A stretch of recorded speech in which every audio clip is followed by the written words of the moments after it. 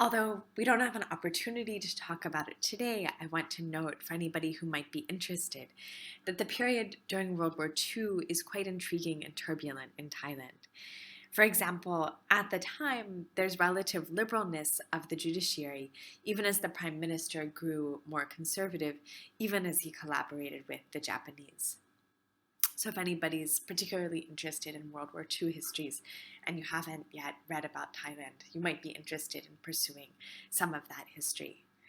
But what is crucial for our purposes is that when Surit Thanarat, a career army officer, staged two coups against the post-war government of Field Marshal Phibun Songkhram, first in September of 1957 and then once in February 1958.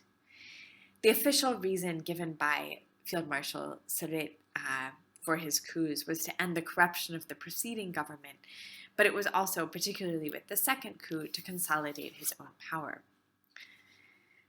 There are two particularly key points about Surit's rule, which in total was from 1957 until his death in 1963, to think about.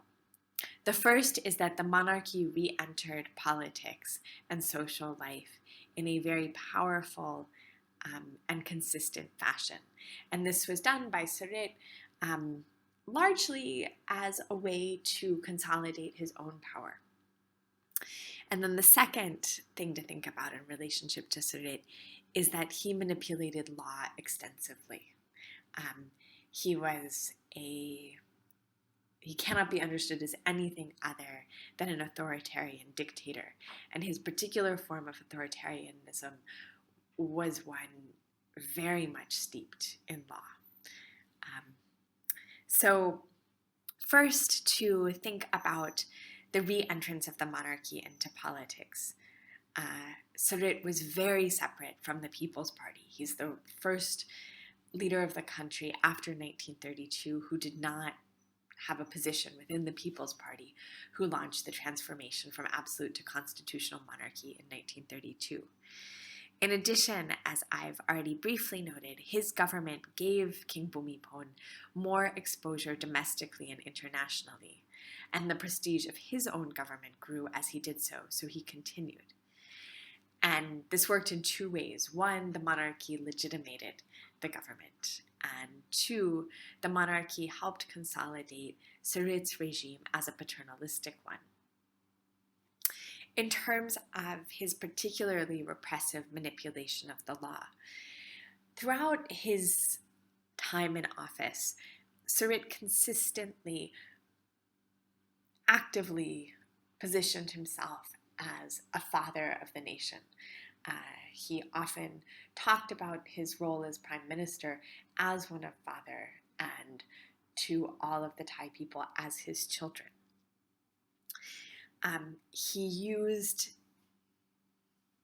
a particularly repressive measure, which was placed in the temporary constitution under his government, and which you can see in this slide, which is called Article 17, or in Thai, Matra 17. And even today, this measure, when people hear it, it immediately conjures a particular decisive form of justice or a decisive form of injustice, because this measure gave Surit the power to take any action that he believed was necessary to protect the nation without needing to go through a court, without needing to have an investigation, without needing to even consult anyone else.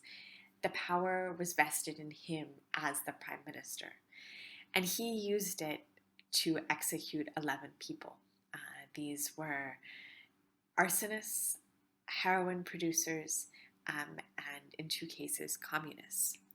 And I would just perhaps flippantly pose the question in relation to Article 17 and Surit's desire to view himself as the father of the nation. We just pose the question of what kind of father kills his own children.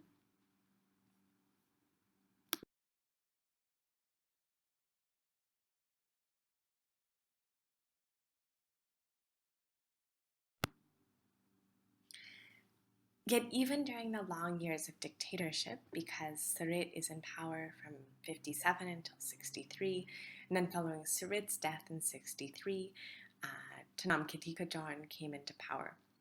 He remained in power until October 14th, 1973. But during these long years in which Article 17 and many other repressive measures were in place, dissident citizens were beginning to imagine a different form of governance, imagine a different kind of society, and were writing and very slowly beginning to take social and political action to turn their ideas into reality. And this culminated at the beginning of October 1973, when thousands and thousands of students and citizens in Bangkok, as well as most provinces throughout the country, took to the streets to call for a new, real constitution and for a democratic government. And they succeeded. And on the 14th of October 1973, Tanam Kitikajon and his two right-hand men, his son Narong Kitikajon and his son-in-law Prapat Terusatien, decided to leave the country after being asked to do so by the king. Over the next 3 years, there was a dramatic and remarkable, even up until the present, period of open progressive politics in Thailand.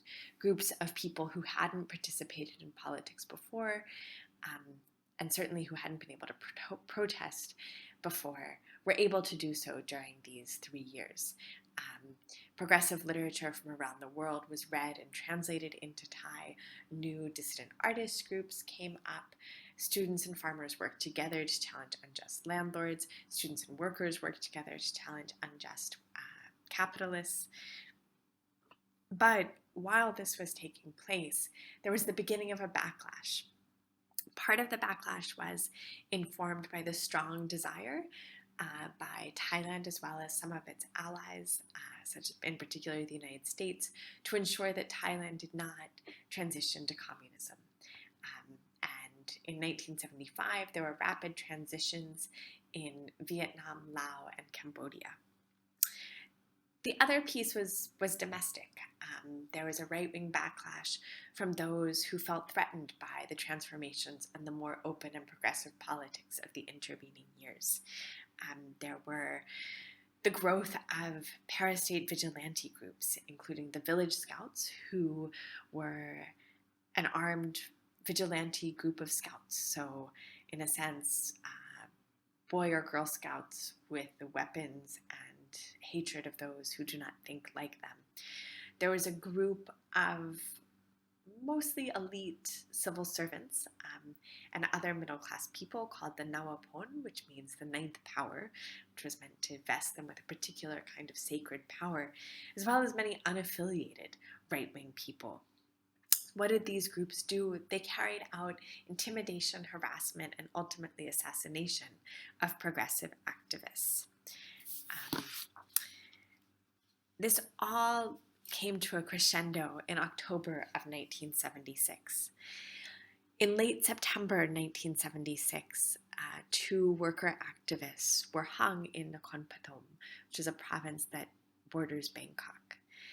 And shortly after they were hung, a group of student activists created a piece of street theater which involved a mock hanging of the two worker activists in order to display the vicious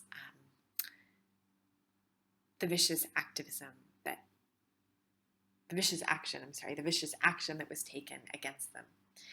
However, opportunistic people on the right, including two newspapers, doctored photographs of this mock hanging to make it look as though the students had staged a mock hanging of the Crown Prince. Part of the strength behind the anti-communist counterinsurgency of the preceding years had been a reliance on the importance of protecting the monarchy.